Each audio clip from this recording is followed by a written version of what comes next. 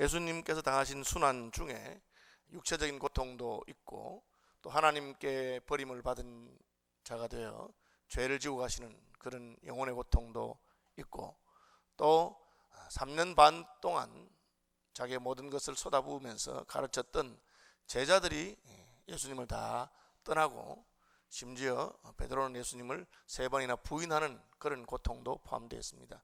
이것은 전인적인 고통이죠.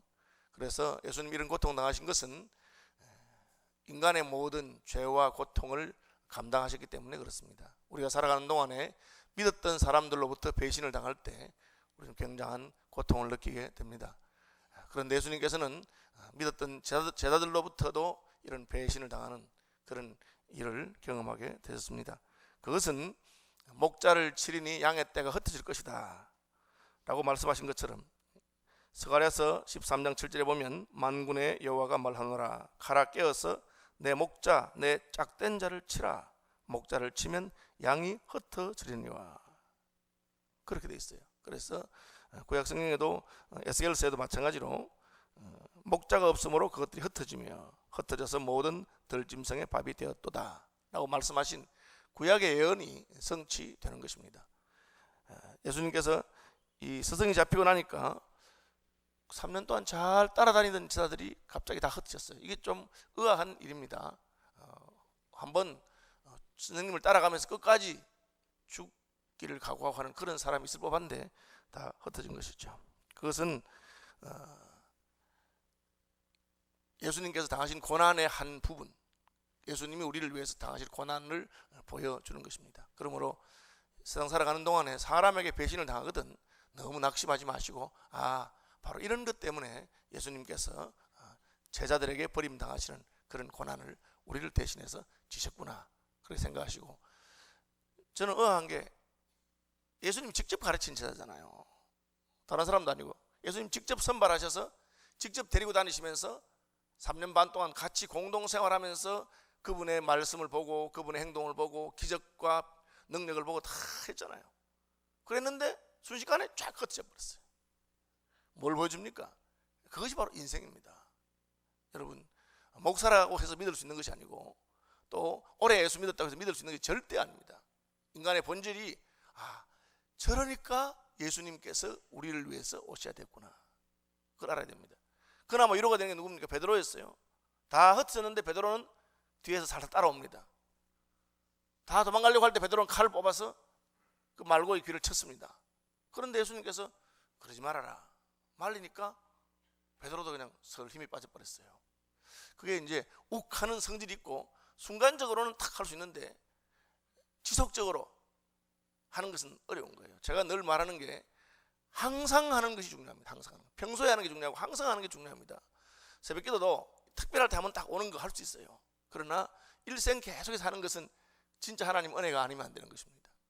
그래서 그 어떤 그 흥분의 순간이 지나가니까 베드로가 힘이 싹 빠져버렸어요.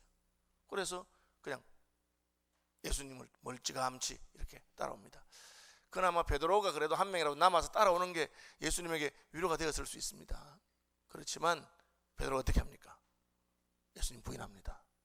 3번 부인하고 다른 공간복음에 보면 마지막에는 저주하면서 부인합니다. 예수님을. 이건 베드로 본인도 원했던 것도 아니고 뭐 남들이 생각할 때 이상한 거예요. 주와 함께 죽을지언정 내가 주를 버리지 않겠다고 했는데 그렇게 된 것입니다. 그러니까 자기 자신을 의지하지도 말고 다른 사람을 신뢰할 수가 전혀 없습니다. 저는 어린 시절에 저희 외할머니가 제게 하신 말씀 잊지 못합니다. 우리 외할머니는 오래 예수 믿고 평생 믿으신 분이고 우리 외할머니가 3대째 그리스도인이에요. 그런데 다른 사람을 잘 못 믿어. 그래서 제가 은혜 좀 받고 나서 우리 할머니 보고 할머니 왜 여기 사람을 못 믿으세요? 이렇게 딴에는 제가 이제 은혜 받아도 그렇게 말했는데 할머니가 한마디로 그냥 끝내버리더라고. 야 이놈아 예수를 믿지 어떻게 사람을 믿냐 딱 그러시더라고요. 저는 그 말씀 평생 잊혀지지 않아요. 맞아. 예수를 믿는 거지 사람 믿는 게 아닙니다. 성경은 사람은 사랑하는 대상이지 믿는 대상이 아닙니다. 물론 하나님의 은혜가 우리를 두를 때 사람도 얼마나 존귀하고 얼마나 참 우리가 신뢰할 만한 그런 일이 있어요. 그러나 근본적으로 신뢰할 대상이 아닙니다. 그것을 주님께서 마지막 순간에 우리에게 가르쳐주시고 보인 것입니다. 예수님이 직접 제자 훈련해서 3년 반 동안 데리고 다니는 그 제자들도 예수님을 떠납니다. 그러니까 하나님의 은혜가 나를 붙들고 있는 것이지 내가 평생 예수 믿은 그 믿음을 가지고 할 수 있는 게 아닙니다. 저는 어릴 때는 그걸 모르고 철 모르고 은혜 받을 때는 주님 위해서 내가 순교하면 좋겠다. 마치 내가 베드로처럼 주와 함께 죽는 자리에 갈 수 있는 자인 것처럼 알았습니다. 근데 세월이 지나고 은혜에 들어가면 들어갈수록 참 나는 아무것도 못하는 자임을 깨닫습니다. 다만 하나님이 나를 붙들어 주시기 때문에 그렇습니다. 그것이 계획주의가 사람에 대해서 이해하고 있는 바입니다. 신학대학원에 가니까 그 시험 감독을 하는 교수님 들어갔어요. 그래서 어떤 그 전도사들이 아니 전도사들 못 믿나? 왜 교수님이 시험 감독을 하고 있나? 그냥 시험 문제지만 주고 나가면 되지. 예. 뭐 그것도 맞는 말입니다. 사명받은 사람이 뭐 컨닝을 하고 있으면 되겠습니까? 그러니까 뭐 컨닝할 것 때문에 학교 떠나라 이렇게 하고 줄 수 있습니다. 그러나 저희의 그 계획주의적인 관점은 그렇지 않습니다. 감독이 있어야 됩니다. 왜 감독이 있느냐? 사람을 못 믿어서 뭐 전도사를 못 믿어서가 아니라 그것이 인생인 걸 알기 때문에 감독이 있으면 시험에 들지 않습니다. 감독이 없으면 시험에 드는 거예요. 그러니까 우리 목사님 경건합니다. 괜찮은 분이라도 여자 성도하고 1대1로 만날 때는 문 열어놓고 상담합니다. 그렇죠? 아니면 사모가 같이 앉아서 같이 합니다. 그것이 목사를 보호하는 방법이고 그것이 이해하는 겁니다. 재정부 우리가 못 믿는 거 아닙니다. 재정부 믿습니다. 그러나 재정부가 헌금을 관리할 때는 꼭 두 사람이 한조가 돼서 하고, 왜? 혼자 있으면 시험에 들 수 있는 것이 인생이라. 예수님이 3년 반 동안 가르쳐도 예수님 따라다니면서 배운 자들도 딱 위기의 순간 오니까 자기도 모르게 도망가 버리는데 발이 걸음아 날 살려고 도망가 버리는데 어떻게 하겠어요? 그 중에 그래도 조금 용기가 있는 베드로가 나는 따라가겠다 갔는데 따라가서 더 창피한 꼴을 당했어요. 차라리 그냥 얼떨결에 도망갔다 했으면 괜찮을 건데 따라가서 딱 앉아있는데 불빛에 베드로 얼굴이 딱 비치니까 누가 너 그놈 아니야? 그러니까 생각할 여유도 없이 입에서 자기도 모르게 아니요 라고 거짓말을 하고 아니요라고. 여러분 그게 인생입니다. 그죠? 그렇죠? 그리고 두 번째 또 모르게 또 아니요 합니다. 세 번째는 뭐랍니까? 부인하고 저주합니다. 그러니까 닭이 다 울어요. 이제 차이는 뭐냐? 가룟유다와 차이는 닭이 우는 순간에 성령께서 그 마음을 두드리고 어머나 내가 이런 놈이구나 그걸 깨닫는 것이 차이겠습니다. 그나마 그것이 하나님의 은혜입니다. 우리가 잘할 수 있는 것이 아니고 우리가 죄인이고 안 되는 것을 깨닫고 나는 나쁜 놈이구나 그걸 깨달으면 그게 하나님의 은혜입니다. 이 베드로가 시비 통곡하죠. 그래서 베드로는 모든 사람들이 다 실패할 수밖에 없다는 걸 보여준 겁니다. 구약에서 가장 그 큰 실패를 보여주는 사람들이 누굽니까? 아브라함과 다윗입니다. 아브라함이 자기 부인을 보고 동생이라 하면서 2번이나 거짓말하고 그렇게 합니다. 다윗이 그 믿음의 사람이 자기 부하를 죽이고 부하의 아내와 간통을 합니다. 그럼 뭘 보여주는 것이냐? 마태복음 시작하면서 아브라함과 다윗의 자손 예수 그리스도의 세계라 족보라 그랬어요. 구약의 가장 위대한 믿음의 인물입니다. 그런데 그 두 사람도 그렇게 범죄합니다. 그것은 인생이 하나님의 은혜가 없이는 어쩔 수 없는 존재인 것을 보여주는 그런 가르침이 포함되어 있는 것입니다. 내가 원해서가 아니에요. 나도 모르게 탁 나와버려요. 그러나 예수 믿는 사람은 그래 놓고 돌아가면 그때부터 마음이 아픕니다. 내가 잘못했구나. 내가 역시 내가 나쁜 놈이구나. 하나님 용서해 주십시오. 이게 있으면 회개지요. 회개가 있으면 우리가 구원받을 수 있고 이게 없으면 뭐 다 그러는데 왜 나만 보고 그래. 이렇게 되면 여러분 그래서 아주 위험한 것입니다. 베드로는 가룟유다가 딱 차이 하나밖에 없습니다. 가룟유다도 선생님 팔았고 베드로 선생님 부인했습니다. 그러나 그는 돌이켰습니다. 그래서 예수님이 내가 돌이킨 후에 내 형제를 견고하게 하리라. 기독교에 있어서 지도자라고 하는 것은 죄 없는 사람이 아닙니다. 돌이킨 사람입니다. 죄를 많이 지어보고 했지만 그러나 돌이킨 사람입니다. 그래서 죄가 많은 곳에 은혜가 많은 것입니다. 죄 없는 사람 아니고 그도 같은 성전을 가진 죄인이지만 그러나 하나님의 은혜로 말미암아 회개한 사람입니다. 그래서 회개가 중요한 것입니다. 그럼 두 번째, 예수님 잡히니까 이제 신문을 합니다. 우리가 이제 이런 말이 있어요. 죽일 수는 있어도 모욕을 줘서는 안 된다. 이제 싸움을 하잖아요. 우리 적과 싸움할 때 적의 장군을 잡았습니다. 그러면 그걸 희롱하고 조롱하는 것은 옳지 않다고 봅니다. 적의 대장을 잡았으면 죽일 수는 있지만 그러나 모욕을 주고 창피를 주고 하는 것은 옳지 않다는 거죠. 그것은 승리하는 사람이 그렇게 할 게 아닙니다. 근데 오늘 본문에 보니까 예수님을 잡아놓고는 모욕을 줍니다. 눈을 가리고 때리고 침 뱉고 조롱하면서 너 선지자가 아니냐, 내가 누군지 맞춰봐라, 누가 널 때렸느냐, 그렇게 조롱을 합니다. 이게 이제 왜 그러느냐, 적들이 지금 예수님에게 할 수 있는 모든 수단과 방법을 강구해서 그 사람을 무너지게 하려고 하는 것입니다. 놀라운 사실은 이것이 예수님을 무너뜨리지 못했다는 것입니다. 이것도 역시 우리가 알아야 됩니다. 예수 믿는다고 하나님 나라와 복음을 위해서 갈 때 그냥 우리가 생각하는 뭐 죽이면 죽지, 단순히 죽이는 것이 아닙니다. 어떤 수치를 준지 모릅니다. 지난번에 우리 미국 국적을 가진 한국인이 북한에 잡혀갔잖아요. 잡혀갔는데 그분이 거의 정신병에 걸려서 나왔어요. 왜? 자기가 북한에서 당한 일을 다 말할 수가 없다는 거예요. 어떻게 무너뜨리느냐? 수단과 방법을 가리지 않습니다. 그 하나님의 종을 넘어뜨리기 위해서 여자를 넣어주기도 하고 또 그냥 마약을 주사를 놓기도 하고, 그래서 무너뜨리고자 합니다.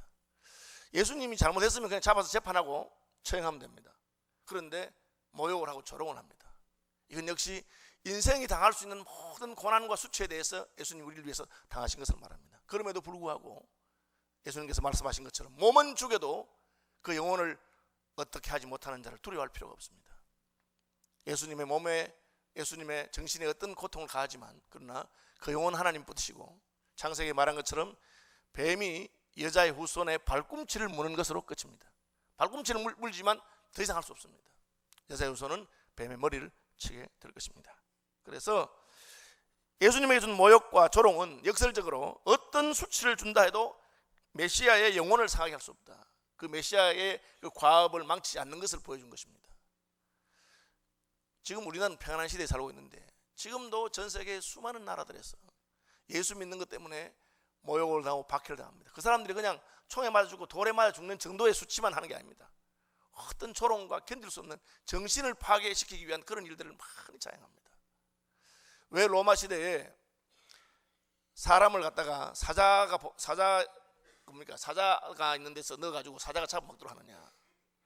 왜 기둥에다가 화형줄을 만들어 달아놓고 거기에 불을 질러서 사람을 횃불로 사용하느냐? 어차피 죽는 건 마찬가지인데 보고 있는 다른 많은 사람들에게 두려움을 주고, 그래서 막 부들부들 떨도록 만들어서 예수 믿지 않도록 하려는 그런 것이 사탄의 전략입니다. 사탄은 제자들을 건드리지도 않았어요.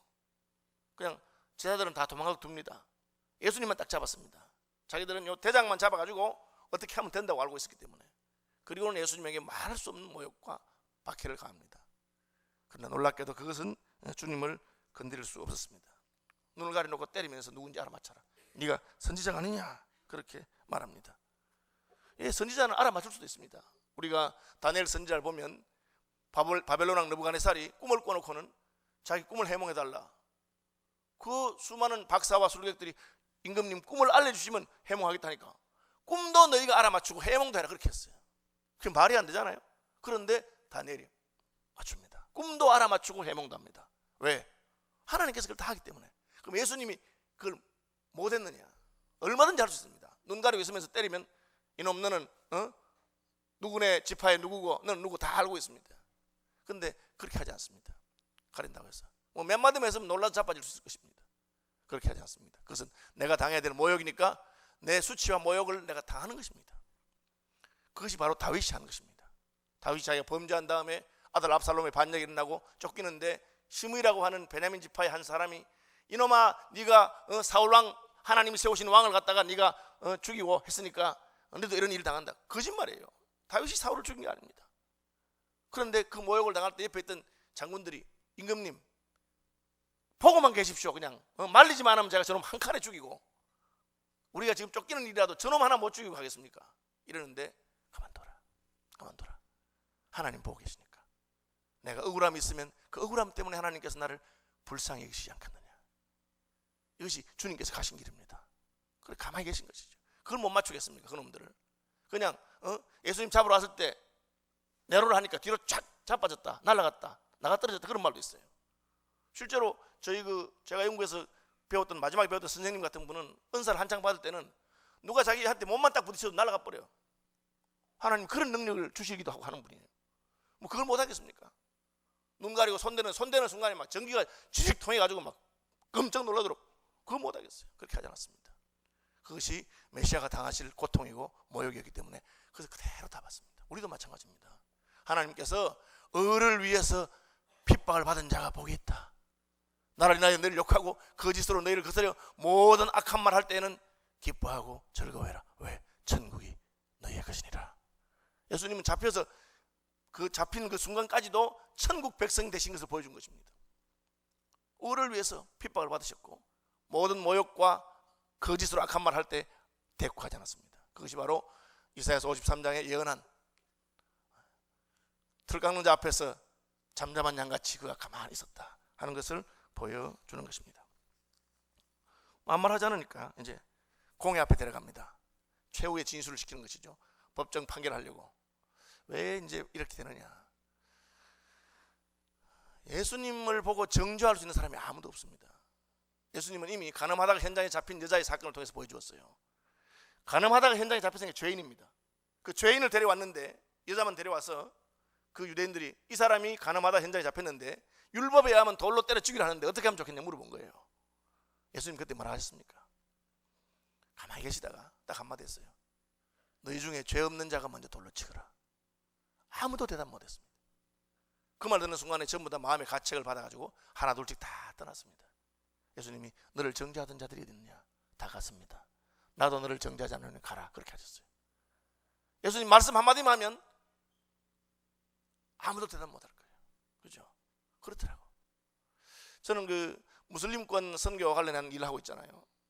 지난번 국제 총리했던 그 론 조지라고 하는 분이 그 무슬림권 안에서 아직까지 예수는 믿지만 아직까지 여전히 모스크에 다니고 그런 사람도 있다고, 그런 사람들을 형제로 인정할 수 있느냐 없느냐 격렬한 논쟁이 붙었어요. 그게 혼합주의가 아니냐. 제가 물으니까 이분이 가만히 생각하더니만 맞다. 그 사람 혼합주의적인 경향이 있는 게 맞다. 그러면서 나보고 뭐라 했느냐? 한국 기독교는 혼합주의가 하나도 없지? 이러 못더라고. 제가 그 말 듣는 순간에 대답을 못했어요. 한국 기독교도 여전히 유교적인 혼합주의 성향이 있고 샤머니즘이 교회 안에 있습니다.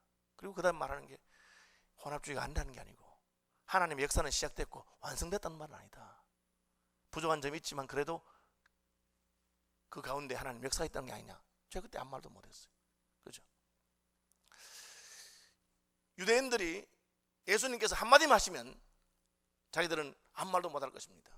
가만히 있었습니다. 예수님 그냥 예수님을 보고 정죄할 때 정죄를 당합니다. 그런데 해보니까 안 되거든. 자기들이. 근데 왜? 예수님 죄가 없기 때문에 안 되잖아요.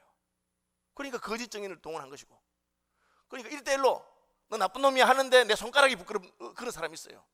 그 사람 나보다 더 어려우면, 혹은 내가 그 놈이나 마찬가지다 싶으면 못하잖아요. 그래서 예수님 정죄할 수 없으니까 어떤 방법을 택했느냐?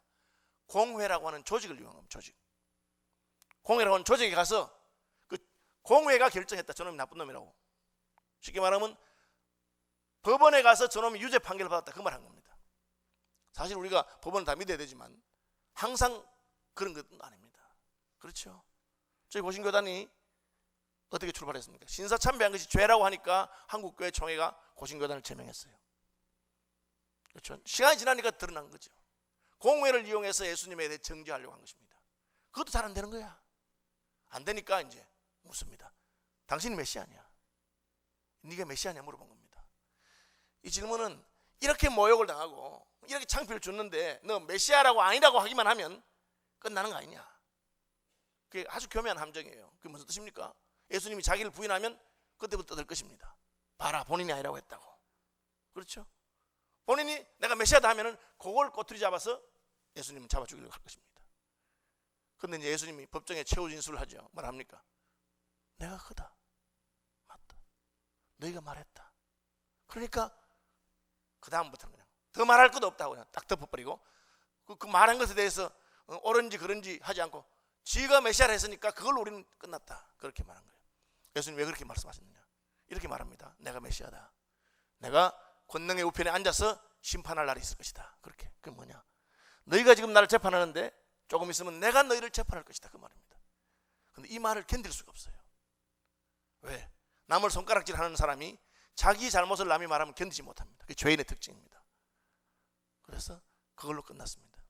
주님께서는 이 사건을 통해서 최후의 진술, 다른 것을 다 양보해도 내가 메시아고 너희 위해 죽은 것에 대해서는 부인하지 않습니다. 여러분, 우리도 마찬가지입니다. 우리의 최후 진술이 무엇이냐? 예수님이 바로 메시아시냐? 그분이 바로 나의 구원자시냐? 딴 것은 내가 침묵할 수 있고 가만히 있을 수 있지만 그것은 부인할 수 없는 것입니다. 그래서 사람 앞에서 나를 인정하면 하나님 앞에서 내가 너를 인정할 것이다. 그렇게 말씀하셨어요. 하이델베르그 신앙고백서 요리문답 1문은 생사간에 우리 위로가 무엇이냐? 예수님이다. 생사간에 내가 살았거나 죽었거나 예수 그리스도께서 나의 소망이 되시고 위로가 되신다. 그것은 부인할 수 없다 하는 것입니다. 이제 다시 한번 기도하시면서 예수 그리스도의 그 모욕과 그리고 부인한 베드로와 또 최후 진술을 보시면서 자기를 돌아보는 아침이 되시기를 바랍니다. 축복합니다. 주 예수 그리스도의 크신 은혜와 하나님 우리 아버지의 놀라운 사랑과 성령의 교제하심이 새벽에 주를 사모하여 주님의 걸음을 따르고자 하는 여기에 모인 모든 주의 백성들 위해 지금부터 영원토록 항상 함께 있어지이다. 아멘. 자, 여러분께 기도합시다.